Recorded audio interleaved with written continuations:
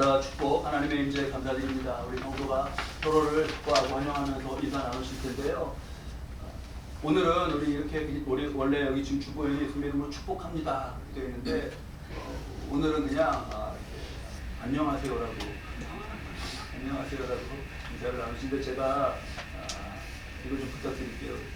제가 주중에 교회 있으면 우리 교회 이렇게 합창단이나 뭐 사용하러 오시는 분들이 계셔요. 그러면 교회 없을 때는 못 만나는데 있을 때는 이제 만나요. 그래서 이제 한 1년, 2년 이렇게 오래 계시다 보니까 합창단 분의 뭐 자세히 제가 얼굴은 모르고 그분도 저를 잘 모르지만 한 1, 2년 계속 이렇게 보니까 정도 들고 해서 이렇게 인사를 서로 주고받아요. 근데 어떤 분은 인사를 주고받으면서 너무 기분이 좋고 어떤 분은 또 인사를 주고받으면서 좀 우리가 인사를 나눈 건가 싶고 그런 모습이 있는데 그래서 제가 잘 분석을 해봤어요. 어떤 인사를 하면서 참 좋은가. 그래서 안녕하세요라고 인사하는데요. 안녕하세요는 1, 2, 3단계 중에서 두 번째예요. 이 안녕하세요라고 우리가 인사 나누기 전에 1단계가 있습니다. 1단계. 이게 뭐냐 하면 너무 이렇게 인사를 나누고 나서 의향실에 들어가면 기분이 좋은 분들을 보니까 안녕하세요 전에 1단 그 앞단계가 있어요. 그게 뭐냐 하면 이게 마주치잖아요. 복도에서 그러면 환대가 있어요. 와 이렇게 이렇게 놀라고 환대하는 우리 안성은 집사님이 참 잘하세요. 일단 오래 놀라시잖아요. 와 이렇게 그래서 우리 인사는 안성은 집사님처럼 환대가 있고 일단 와 이렇게 환대가 있고 그 다음 안녕하세요. 그 다음에 이 뒤에 이 여운이 있더라고요. 뭐냐 하면 안녕하세요 했잖아요. 이렇게 안녕하세요. 그 다음에 고개를 드시면서 벌써 이렇게 굳어지시는 분이 계셔요. 안녕하세요. 이렇게. 그러면 뭔가 내가 무슨 서운하게 해드렸나 이렇게. 그래서 여운이 남게 안녕하세요 하고 빨리 그거 늦지 말고 얼굴 이렇게 바로 이렇게 하지 마시고 천천히 이렇게. 이 3단계로 우리가 인사를 우리 그렇게 연습하시면 어떠셔요? 돌아다녀도 돼요? 돌아다니시고 싶으셔요? 자, 그걸 우리 한 부활 때쯤에 하고 서로 얼굴 마주 보시면서 이렇게 마주쳤다 안녕하세요 이렇게 하면 안 돼요. 1단계 뭐라고요? 와 환대. 와. 그 다음에 안녕하세요. 그 다음에 끝처리. 3단계로 우리 서로 보시면서 인사 나누시죠. 와.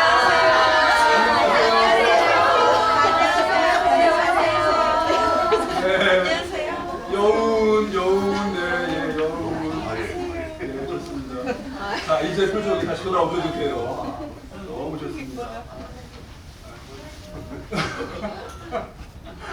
계속 영혼 가운데 있어도 좋네요. 이렇게 환한 웃음으로 하나님께도 이렇게 예배 드리시죠. 예, 오늘 우리가 본 26장, 마태복음 26장 말씀은 예수님을 통해서 우리를 구원하시는 구원의 역사의 그 하이라이트가 시작되는 그런 부분입니다. 그 시작 부분에서 하나님은 가야바 대제사장, 가야바의 관정이니까 그 가야바의 집무실, 관청이 있는 그 뜰이에요. 그곳을 비춰 보여주시고 또 베단이라고 하는 마을에 있는 시몬이라는 사람의 집 두 곳을 비춰 보여주시면서 한 카메라로 마치 잡으시는 것처럼 보이시면서 두 곳을 대조해서 우리에게 보여주시면서 교훈을 주고 계셔요. 먼저 한 곳씩 보도록 하시죠. 3절 보니까 대제사장들과 백성의 장로들이 가야바라는 대제사장의 관정에 모였습니다. 관정은 그 대제사장의 관청이고 거기에 뜰이에요. 거기에 모여 있습니다. 이들은 무엇을 하는가? 4절에 예수를 흉계로 잡아 죽이려고 의논합니다. 예수님을 죽이려는 의논을 하고 있습니다. 이들은요 대제사장이고 유대의 최고 지도자들입니다. 굉장히 유대 최고의 능력자들이에요. 마음만 먹으면 당장 못할 게 없습니다. 예수님을 그냥 당장 잡으면 되는 거 아닙니까? 처형하면 되는 거잖아요. 그럼 왜 그렇게 하지 않고 있는 걸까요? 이들에게는 걸리는 게 있습니다. 지금 그게 뭐죠? 5절에 말하기를 밀란의 날까 하노니 백성을 두려워하고 이것 때문에 염려를 하고 있어서 그래서 명절에는 하지 말자 이렇게 상의를 하고 있는 겁니다. 백성을 두려워할 줄 안다. 지도자가 백성을 두려워할 줄 안다. 이게 좋은 건가요? 안 좋은 건가요? 좋죠. 백성을 두려워할 줄 알아야죠. 좋은 겁니다. 괜찮아 보입니다. 그런데 아닙니다. 백성과 국민을 두려워하는 것 자체는 좋습니다. 그거는 좋아요. 그런데 더 중요한 게 있습니다. 그게 뭐냐 하면 우리 출애굽기 18장 21절 말씀인데요. 여기서 나오는 능력이 우리에게 너무너무 중요해요. 함께 18장 21절 말씀 읽도록 하겠습니다. 너는 또 온 백성 가운데에서 능력 있는 사람들 곧 하나님을 두려워하며 진실하며 불의한 이익을 미워하는 자를 살펴서 백성 위에 세워 1000부장과 100부장과 50부장과 10부장을 삼아입니다. 출애굽한 백성들을 다스려 가야 되는데 이제 광야로 나왔으니까 무슨 체계가 없잖아요. 그래서 50부장, 100부장 막 이렇게 세우시는데 그렇게 세울 때 하나님께서 모세에게 뭐라고 말씀하셨냐 하면 능력 있는 사람을 세우라고 하셨어요. 그렇죠. 능력 있는 사람이 세워져야 될 거 아닙니까? 근데 하나님이 말씀하시는 능력이라는 것은 첫 번째 뭐예요? 하나님을 두려워할 줄 아는 사람. 이게 능력입니다. 진실한 것, 이게 능력이에요. 불의한 이익을 미워하는 것, 이게 하나님이 말씀하시는 능력입니다. 그런 점에서 말씀으로 놓고 보면 이들은 유대에서 가장 떵떵거리고 마음만 먹으면 무슨 일이든 할 수 있다라고 그렇게 능력이 있다고 보여지는 사람들이지만 하나님이 보시기에는 가장 무능한 사람. 하나님을 두려워하지 않아요. 백성을 두려워해요. 사람을 두려워해요. 근데 하나님을 두려워하지 않아요. 우리도 그렇게 말하죠. 저 사람은 굉장히 능력이 있고 힘 있는 사람이야.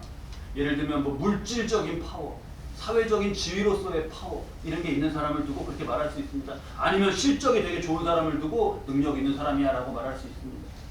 그런 것도 좋아요. 하지만 그게 다가 아닙니다. 하나님 없고 진실이 없고 불의도 개의치 않고 거둔 것이면 그것은 무능력합니다. 6절 말씀을 보니까 그 같은 시간에 예수님은 어디에 계시냐 하면 베다니 나병 환자 시몬의 집에 계셔요. 베다니는 지금 제사장들이 모여있는 예루살렘에서 한 2-3km 정도 떨어진 가까운 거죠. 그러면 가까이에 있는 그런 마을이에요.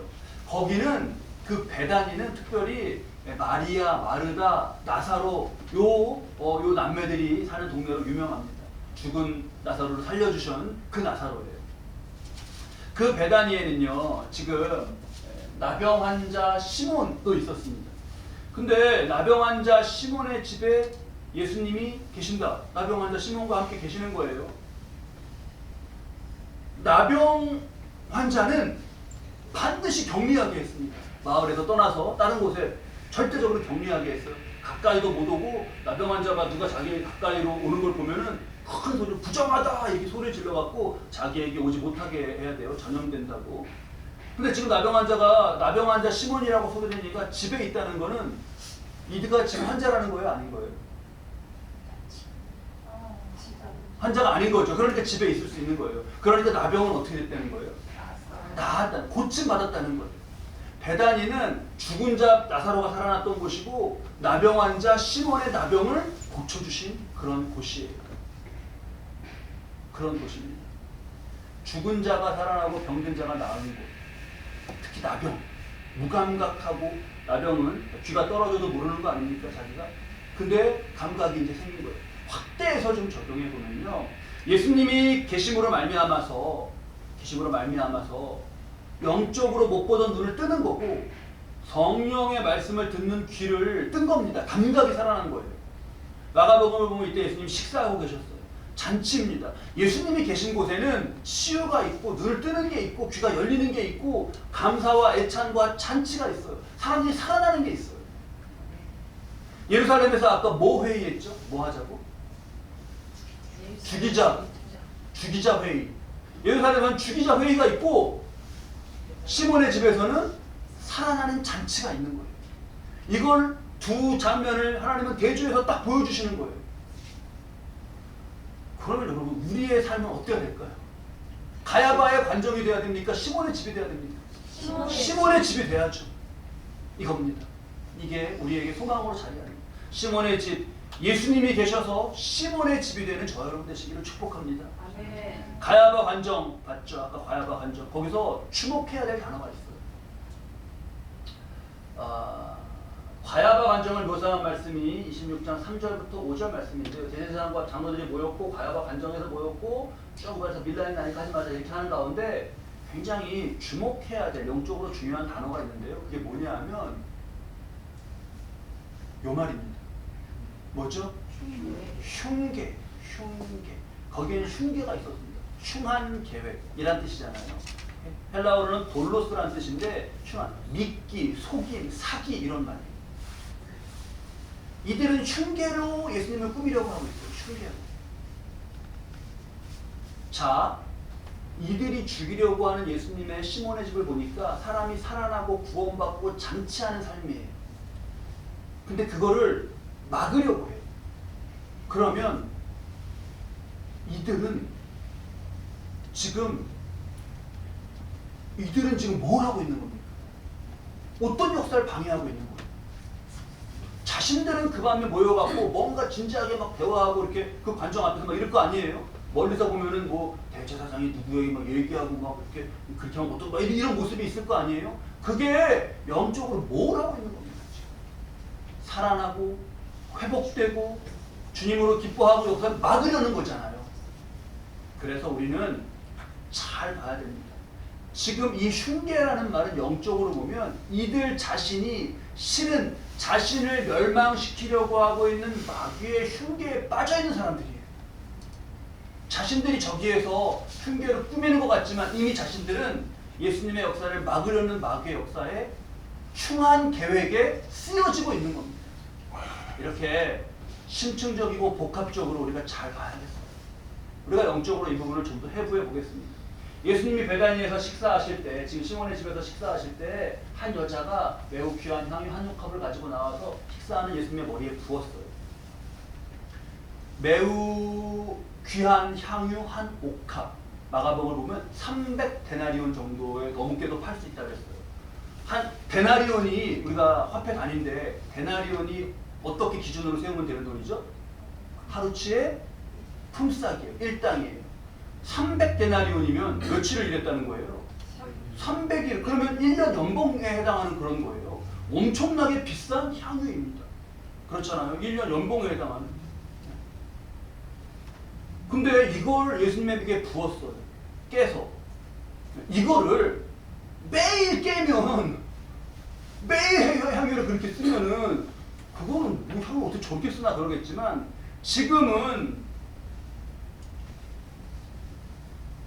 제가 기억하지 않았는데 지금은 예수님의 구속사에서 예수님의 장례를 준비하는 장례가 치러져야 되거든요. 그래야 인류 전체가 구원받는 구속사가 완성되는 거거든요. 이러한 일에 쓰여지는 것이라 한번 쓰여지는 것은 이걸 쓰여지는 자체가 복인 그런 일이에요. 그래서 제가 안 적었네요. 그래서 우리 말씀으로 보시면 13절 말씀인데요. 13절 말씀을 보면 성경으로 보시면 내가 진실로 너희에게 이르노니 온천하 어디서든지 이 복음이 전파되는 곳에서는 뭐라고요? 이 여자가 행한 일도 말하여 그를 기억하라. 그럴 정도의 놀라운 일이에요. 여러분 성경은 하나님을 기억하라고 해요. 예수님을 기억하라고 해요. 잊지 말라 그래요. 사람을 두고 그를 기억하리라 한 말씀이 또 어디 있나요? 없습니다. 유일해요. 예수님의 구속사의 장례를 위해서 향유를 옥합을 깨갖고 드린 여자, 이 한 여자에게만 그를 기억하리라는 말씀이 나왔어요. 그만큼 굉장히 중요하고 이것은 그렇게 높은 가치로 평가된 일이에요. 그런데 그러한 일인데 지금 제가 설명드린 이러한 일인데 한 여자가 매우 귀한 향유 한 옥합을 가지고 나와서 식사하시는 예수의 머리에 부은 거예요. 그 옥합을. 그랬더니 8절 말씀 함께 읽겠습니다. 제자들이 보고 궁금해하여 이르되 무슨 의도로 이것을 허비하느냐. 어떻게 한다고요? 허비라는 말이 나와요. 헛되게 사용한다는 말이 나와요. 이런 말을 우리가 영적으로 해부해서 보는 것이 너무너무 중요합니다. 예수님의 십자가의 구속 그 역사에 참여하는 것이 허비래요. 아니 영원한 구원 전에 죽었던 나사로가 살아나는 거, 문둥병자가 고침을 받고 그 사람들이 살아나고 식사하고 애찬하면서 예수님께 복음을 듣고 하는 거기에 쓰임받는 것이, 그것이 구속사가 완성되는 일에 쓰임받는 것이 뭐라고 했다고요? 허비라고 했다. 허비라고 했다. 왜 영적으로 해부해서 보고 왜 이래야 됩니까? 이게 정말 간교해요. 왜냐하면 마귀가 지금 대제사장과 가룟 유다의 인생을 어떻게 하고 있는 것 같으세요? 마귀야말로 대제사장과 가룟 유다의 인생을 허비하게 하고 있어요. 자기가 그렇게 하고 있는 거예요. 그러면서 그거를 진정으로 해당하는 일을 두고 허비라는 프레임을 씌우는 거예요. 그래서 제가 간교하다고 말씀드립니다. 거짓말하는 이가 자신의 거짓말을 들키지 않게 하려고 진실을 말하는 이에게 뭐라고 말한다고요? 거짓말이라고 말해요. 이게 마귀의 역사나 영적 역사를 보면 이런 게 많습니다. 미룬 사람이 다른 사람을 미룬다고 화를 내고, 비난한 사람이 다른 사람이 비난한다고 화를 내고, 이런 게 있어요. 여러분, 누가 허비가 되고 있습니까? 누가? 제사장들과 가룟 유다의 삶이 그렇게 되고 있어요.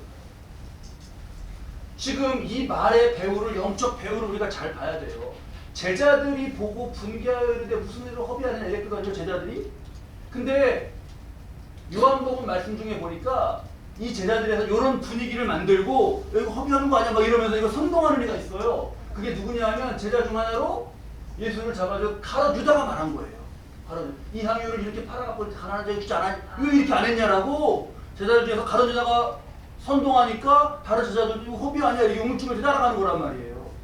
그러면 가룟 유다가 뒤에 있고, 가룟 유다는 요한복음 13장 2절 말씀을 함께 읽으시죠. 마귀가 벌써 시몬의 아들 가룟 유다의 마음에 예수를 팔려는 생각을 넣었더라. 제자들은 가룟 유다에 의해서 선동되고 있고, 가룟 유다는 누구에 의해서 선동되고 있어요? 마귀에 의해서 선동되고 있어요. 그래서 우리 영적 해부로에서 찢어갖고 들어가 보는 게 중요해요. 허비라는 말이 나왔다. 이게 허비인가? 이러고 이게 진짜 허비? 이러면 안 돼요. 허비라는 말이 왜 나왔지? 그 뒤를 뒤로 파고서 보니까 마귀가 입에 주는 말이에요. 이거 허비야. 이거 허비야. 이런 식으로. 누가 허비가 됐습니까? 누가? 우리 아까 잘 맞추셨어요. 보셔요. 마귀가 벌써 시몬에 대해서 허비라는 말이 나왔잖아요. 그랬죠. 이 말을 누가 선동해서 했다고요? 가룟 유다가. 마태복음 27장 5절 말씀이에요. 함께 읽겠습니다. 유다가 은을 서미소에 던져놓고 물러가서 스스로 목매어 죽은지라. 예수님 팔아갖고 받은 돈 은을요, 나중에 후회하면서 성소에 던져놓고 자신은 스스로 물러가서 어떻게 됐어요? 스스로 목매어 죽었어요. 가룟 유다는 12제자 중에 한 명이었어요. 다른 제자들처럼요, 제자로 더 성장할 수 있었고, 그 다음에 우리 금요 기도회 때 본 것처럼 제자로 성장하고 성장해서 예수님 부활승천하시는 요한복음에서 한 장 넘기면 무슨 책이 되는 거예요? 사도행전이 되는 거잖아요. 그럼 가룟 유다는 뭐가 될 수 있었어요? 사도가 될 수 있었어요. 그런데 지금 어떻게 된 거예요? 스스로. 누가 어떻게 안 했어요? 그럼 가룟 유다의 인생은 이게 가치 있게 된 겁니까? 허비된 겁니까? 이게 허비된 거죠. 자, 베다니에서 있었던 일 가운데 하나 중요한 사건 보시죠. 이 말씀을 하시고 큰 소리로 나사로야 부르니 죽은 자가, 44절에 죽은 자가 수족을 배로 동인채로 나왔습니다. 이거 장례 지냈던 그대로 그냥 걸어 나왔어요. 이게 허비예요? 죽은 자가 살아나는 게 허비입니까? 산 자가 죽는 게 허비입니까? 근데 마귀는 어떻게 이걸 정반대로 저거 허비야 라고 말했는지. 그래서 우리는 영적으로 깨어 있어야 됩니다. 자칫하면 마귀가 주는 프레임에 씌워서 인생을 허비하면서 다른 사람으로 허비한다고 말해요. 지금도 그렇습니다. 가장 쉬운 예를 우리가 볼까요? 여러분들, 우리 지금 오늘 무슨 요일이에요? 일요일이요. 몇 시에요 지금? 11시 40분. 일요일 오전. 뭐 하기 좋은 시간입니까? 늦잠 자기 참 좋잖아요. 늦잠 자기 참 좋고, 야, 등산 가자 같이. 아니야. 나는 저기 뭐야 예배 가. 그러면 믿지 않는 사람들이 때때로 뭐라고 말하죠. 맞아. 야, 그거 뭐 가. 아우 야, 등산 가자. 또 뭐 가자 그래요. 골프 가자. 또 뭐 가자 그래. 요즘에는 캠핑, 낚시? 맞아, 낚시. 요즘에 또 캠핑을 그렇게 가자 그러고. 그러니까 너 그렇게 일요일 오전에 아우 지금 하루 쉬는 날 그렇게 그걸 허비라고 말해요.